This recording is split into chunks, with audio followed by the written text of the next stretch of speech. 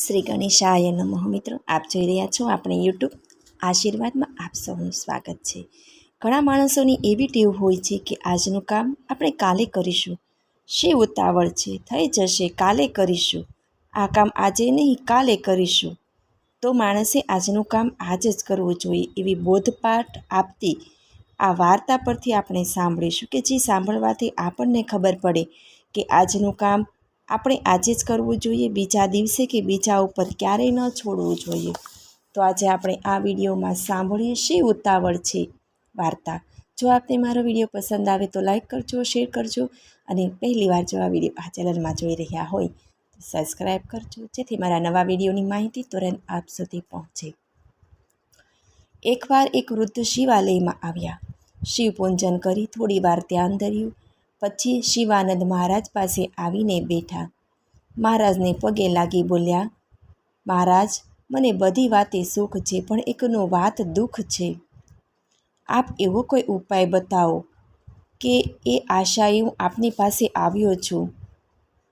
મહારાજે કહ્યું, ઉપાય તો ભોળાનાથ બતાવે, હું તો પામર શું કહેવાનો હતો. સર્વ કંઈ એમના હાથમાં છે. કહો, આપને શું તકલીફ છે? પ્રભુ ઈચ્છશે તો હું આપનો જરૂર રસ્તો બતાવીશ અને એનો રસ્તો પણ નીકળી આવશે.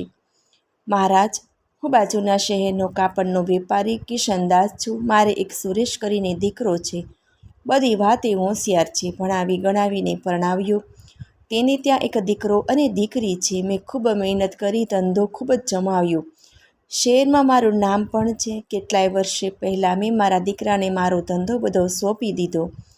મને હતું કે મારા હાથ નીચે ધંધો બરાબર ચલાવતા શીખી જાય તો ગંગા નાયા. એ શીખી પણ ગયો અને વ્યવસ્થિત ચલાવે છે, પણ એનામાં એક ખામી છે, આળસ. એ ઘણો આળસુ છે. હું આજનું કામ ગઈકાલે કરી નાખતો હતો તો એ આજનું કામ ત્રીજે દિવસે જેમ તેમ કરે. હવે તો એના આળસની અસર ધંધામાં પણ પડવા લાગી છે. ઘરમાં દીકરા દીકરી પરણવા લાયક છે, પણ પરણાવતો જ નથી. કહે છે, શી ઉતાવળ છે? જ્યારે પણ કહું ત્યારે તેની પાસે આ એક જ જવાબ હોય છે. અને મારી અને એની પત્ની પણ અકળાઈ ગયા છે. મહારાજ, આ સુરેશની આળસ નીકળી જાય એવો આપ ઉપાય બતાવો. શિવાનંદ મહારાજ થોડી વાર વિચાર કર્યો અને પછી કહ્યું, તમારા દીકરાને એકવાર મારી પાસે કોઈ બહાના હેઠળ લઈ આવો, હું એને સમજાવીશ.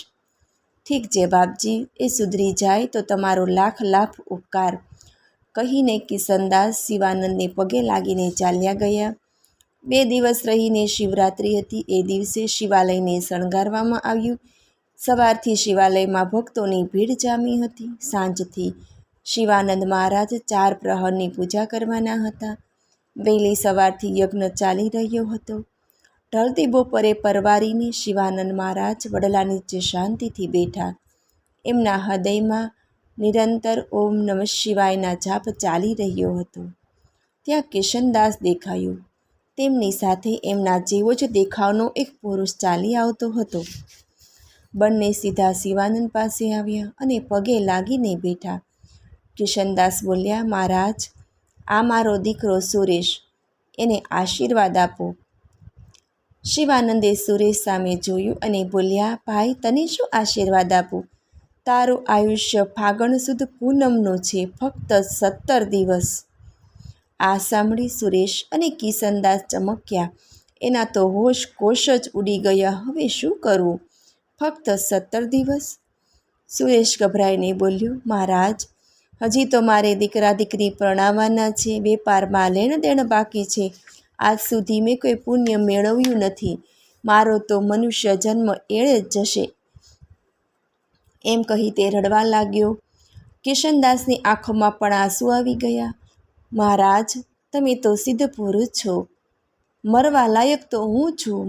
મારા દીકરાનું મૃત્યુ મને આપી દો અને મારું આયુષ્ય મારા દીકરાને આપી દો. એને કોઈ ઉતાવળ ન હતી અને એનું મૃત્યુ આટલી ઉતાવળી, કહીને એ પણ રડી પડ્યો.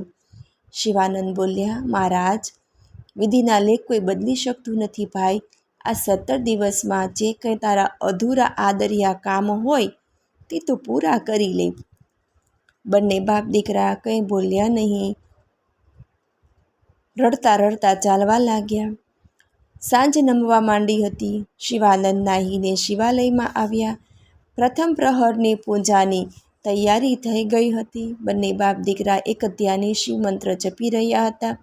એમની ઊંઘ ઉડી ગઈ હતી. સમય વીતતો ગયો. શિવાનંદ મહારાજે પ્રથમ પ્રહરની પૂજા કરી. પછી ભજન કીર્તન થયા. બીજા, ત્રીજા, ચોથા પ્રહરની પૂજા પણ પૂરી થઈ. આરતી થયા બાદ સૌ વિખરાઈ ગયા. પરંતુ બાપ દીકરો શિવાલયમાં જ જાપ કરી રહ્યા હતા. સૂર્યોદય થતાં શિવાનંદે સ્નાન કરી ફરી શિવ પૂજન કર્યું. લોકો દર્શન કરી બહાર નીકળતા હતા અને બ્રાહ્મણોને, ભિક્ષુકોને દાન આપી રહ્યા હતા. શિવાનંદ મહારાજ વડલા નીચે બેઠા હતા. તેમની સામે ફળ, અનાજ, પાત્રો, કપડાં, ધન વગેરેના ઢગલા થઈ ગયા હતા. કિશનદાસ અને સુરેશ બહાર નીકળ્યા. તેમણે પણ દાન આપ્યું.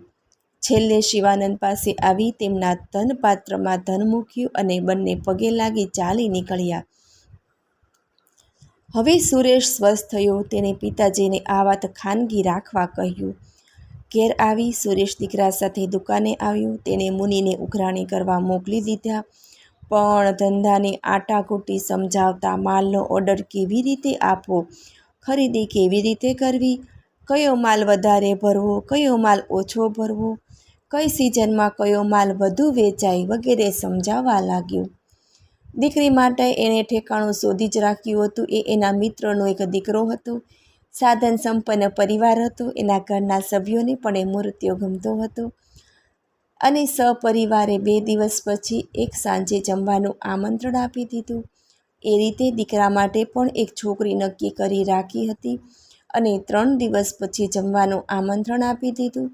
રાત્રે ઘેર આવીને જમ્યા પછી સુરેશે ઘરમાં વાત કરી દીધી. 2 દિવસ પછી હર્ષદરાયને સપરિવાર જમવા પધારવાના છે અને તેમને જમવા બોલાવ્યા. ત્યારે દીકરી મનીષાના લગ્નનું નક્કી કરી દઈશું અને એ પછીના દિવસે રમણલાલને જમવા બોલાવ્યા છે. ત્યારે દીકરા મહેશના લગ્નનું નક્કી કરી દીધું. ઘરના બધા ખુશ થઈ ગયા, કારણ કે ઘરના બધા જ આ બંને લગ્ન માટે ઉતાવળ કરતા હતા. સુરેશે દુકાનેથી આવતી વખતે ગોરને મળીને કહી દીધું હતું કે બંનેના લગ્નની તારીખ અઠવાડિયામાં જ નક્કી કરી રાખજો. મારે એક જ દિવસમાં બંને લગ્ન ઉકેલી નાખવાના છે. એ માટે તેણે ગોરને 5,000 રૂપિયા વધારાના આપી દીધા. આમ સુરેશે 10 દિવસમાં દીકરા દીકરીને પરણાવી દીધા. હવે એની પાસે 1 સપ્તાહ બાકી હતું. તેણે દુકાને જવાનું બંધ કરી દીધું અને સીધો શિવાનંદ પાસે પહોંચ્યો. મહારાજને પગે લાગીને સુરેશે પૂછ્યું, મહારાજ, હું 1 અઠવાડિયામાં શું કરું તો મારા આત્માનો ઉદ્ધાર થાય? તું ઘેરે જઈને ઓમ નમઃ શિવાય એક ધ્યાનથી શક્ય તેટલા જાપ કર. ભોલેનાથ જો ઈચ્છશે તો તને આવી રહેલી ઘાતમાંથી બચી જશો. સાચે જ? સુરેશના ચહેરા પર આશાનો દીપકો ઝળપડી ઉઠ્યો અને તે ખુશ થઈ ગયો.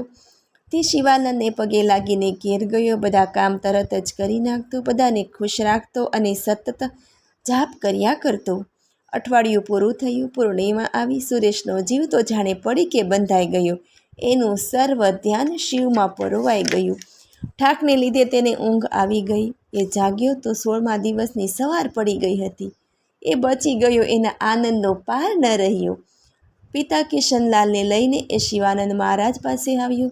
એ મહારાજને પગે લાગીને બોલ્યો, મહારાજ, હું તો બચી ગયો. મને ખબર હતી. તમને ખબર હતી? સુરેશે પૂછ્યું. હા, ઉતાવળ શું છે? એ શબ્દો તારા હોઠ પરથી ભૂંસી નાખવા જ મેં આ યોજના કરી હતી. પણ મહારાજ, મારો તો જીવ કંઠે આવી ગયો હતો ને.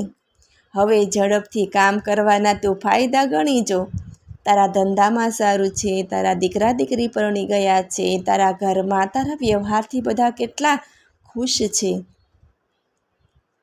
સુરેશે વિચાર કરી કહ્યું, એ વાત તમારી તદ્દન સાચી છે. હળવે હળવાશ લાગે છે. બધાને પેમેન્ટ મળી ગયું છે એટલે બધા ખુશ છે અને માલ લેવા સામેથી બોલાવે છે. દીકરા દીકરી પરણી ગયા એટલે ઘરવાળા ખુશ છે. દીકરો સરસ રીતે ધંધો ચલાવતો થઈ ગયો છે. હવે હું અને મારી પત્ની પ્રભુમાં મન પરોવી જીવન સફળ કરીશું. બધા હસી પડ્યા. કિશનલાલ અને સુરેશ શિવાનંદ મહારાજને પગે લાગીને ઘેર જવા નીકળ્યા. આજે આ વાર્તામાં આપણે સાંભળ્યું કે શી ઉતાવળ છે, તેમાં આપણે કેવો સરસ બોધપાઠ સાંભળ્યો કે આજનું કામ આપણે આજે જ કરવું જોઈએ, કાલ પર છોડવું જોઈએ નહીં. મને સાંભળવા બદલ ધન્યવાદ. જો આપને મારો વિડીયો પસંદ આવે તો લાઈક કરજો, શેર કરજો અને પહેલી વાર જો આ વિડીયો આ ચેનલમાં જોઈ રહ્યા હોય તો સબસ્ક્રાઈબ કરજો, જેથી મારા નવા વિડીયોની માહિતી તુરંત આપ સુધી પહોંચે. ધન્યવાદ. જય શ્રી કૃષ્ણ.